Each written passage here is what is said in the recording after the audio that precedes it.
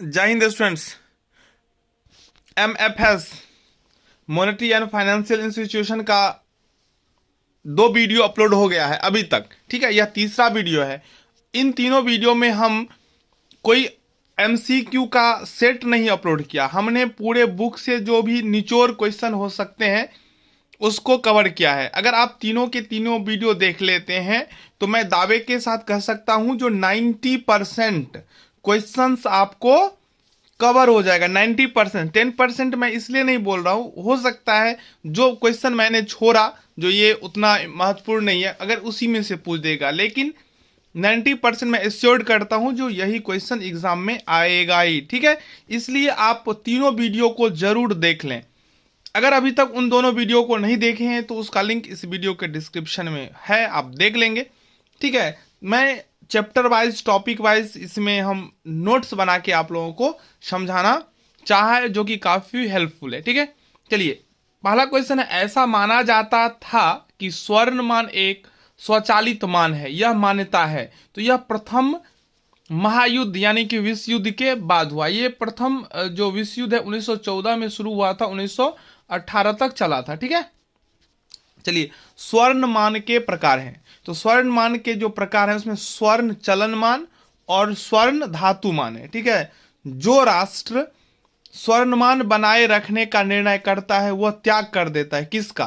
तो स्वतंत्र मुद्रा नीति अपनाने के अधिकार। जो राष्ट्र स्वर्णमान बनाए रखने का निर्णय लेता है वह त्याग करता है, किसका त्याग करता है? तो स्वतंत्र मुद्रा नीति अपनाने के अधिकार का। अगर आपको हमारा प्रयास अच्छा लगता हो, आपको हम थोड़ा भी हेल्प कर पा रहे हैं तो निश्चित रूप से आप वीडियो को लाइक कीजिएगा और अपने फ्रेंड्स के साथ शेयर कीजिएगा। चैनल को सब्सक्राइब नहीं किए हैं तो चैनल को भी सब्सक्राइब कर लीजिएगा। ठीक है, अंतरराष्ट्रीय मुद्रा कोष तथा अंतरराष्ट्रीय पुनर्निर्माण एवं विकास बैंक ये टॉपिक है। ठीक है, चलिए मुद्रा कोष की पूरक संस्था के रूप में IBRD की स्थापना कब हुई? मुद्रा कोष की पूरक संस्था के रूप में IBRD, आप यहां से आप 2 क्वेश्चन ले सकते हैं। जो मुद्रा कोष का जो पूरक संस्था है वो कौन है? तो IBRD है। IBRD की स्थापना कब हुई? तो 27 दिसंबर 1945 ईस्वी को। IBRD ने अपना कार्य कब आरंभ किया? 25 जून 1946 को।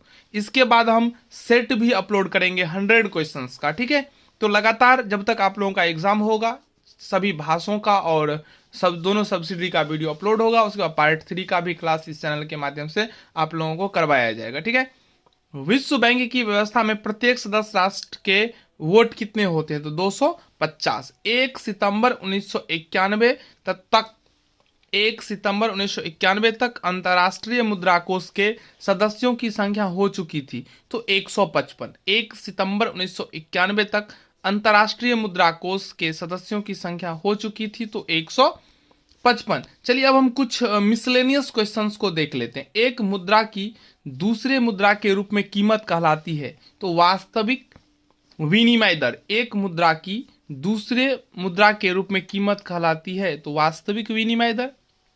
आगे है करेंसी नोट। ये क्या होता है? इसका अंकित मूल्य सिक्के से कम होता है। करेंसी नोट तो इसका अंकित मूल्य जो होता है सिक्के से क्या होता है? कम होता है। अगला है ATM का पूरा नाम। तो हम लाइव क्लास में भी बताए थे, ऑटोमेटेड टेलर मशीन। व्यापारिक बैंकों द्वारा स्वीकार की जाने वाली प्रमुख जमाएं हैं। व्यापारिक बैंक के द्वारा जो स्वीकार किए जाने वाले जमा है वो कौन कौन है? तो पहला चालू जमा, बचत जमा, सावधि जमा। ठीक है, केंद्रीय बैंक द्वारा कौन सी मुद्रा जारी की जाती है? तो चलन मुद्रा। केंद्रीय बैंक के द्वारा चलन मुद्रा जारी किया जाता है। मुद्रा विकास का जो क्रम है वो क्या है? तो वस्तु मुद्रा, धातु मुद्रा और पत्र मुद्रा। बैंकिंग लोकपाल योजना की घोषणा हुई 1995 ईस्वी में। व्यावसायिक बैंक के प्रमुख कार्य क्या है? तो ग्राहकों की जमा स्वीकार करना, ग्राहकों को कर देना। साख मुद्रा का विस्तार होता है जब CRR घट जाता है। साख मुद्रा का विस्तार कब होता है? जब CRR घट जाता है। भारत में बैंकिंग क्षेत्र सुधार प्रारंभ हुआ 1991 ईस्वी में। भारत का अर्थव्यवस्था कैसा है? तो भारत का अर्थव्यवस्था है मिश्रित। अंतरराष्ट्रीय वित्त निगम का स्थापना 1956 ईस्वी में। एशियाई विकास बैंक 1967 में स्थापित हुआ। अंतर्राष्ट्रीय विकास परिषद का स्थापना 1960 में हुआ। विश्व बैंक के आजकल सदस्य हैं 188। विश्व बैंक ने किस वर्ष से कार्य करना प्रारंभ किया? 1947 से। अनुसूचित बैंक जिसका नाम रिजर्व बैंक की अनुसूचित में दर्ज होता है, यानी कि अनुसूचित बैंक किसे कहा गया है? तो जिसका नाम रिजर्व बैंक की अनुसूची में दर्ज होता है। आगे है देसी बैंकर की श्रेणी में कौन कौन बैंक आते हैं? तो देसी बैंक तथा महाजन। बैंक दर, तो केंद्रीय बैंक द्वारा उधार देने की दर है। बैंक दर क्या है? तो केंद्रीय बैंक द्वारा उधार देने की दर। आधार वर्ष क्या होना चाहिए? तो ये सामान्य वर्ष होना चाहिए। ठीक है। किसी देश में कितने केंद्रीय बैंक होते हैं? तो किसी भी देश में एक ही केंद्रीय बैंक होता है। साख का तात्पर्य क्या होता है? तो साख का तात्पर्य होता है भुगतान स्थगन। भारत में किस प्रकार की बैंकिंग व्यवसाय पाई जाती है? तो शाखा बैंकिंग पद्धति। भारत में किस प्रकार की बैंकिंग व्यवस्था पाई जाती है? तो शाखा बैंकिंग पद्धति। आगे है इकाई बैंकिंग प्रणाली किस देश में पाई जाती है? तो अमेरिका में। इकाई बैंकिंग प्रणाली किस देश में पाई जाती है? अमेरिका में।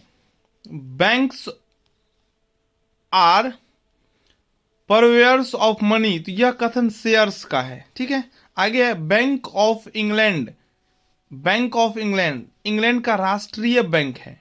इसका राष्ट्रीयकरण 1946 ईस्वी में हुआ था। चेक का प्रकार, देखिए चेक का प्रकार में बहुत सारा कंफ्यूजन है। चेक कई प्रकार के होते हैं, मेनली 3 आप कह सकते हैं या 4 कह सकते हैं। ये थोड़ा कंफ्यूजनल क्वेश्चन है।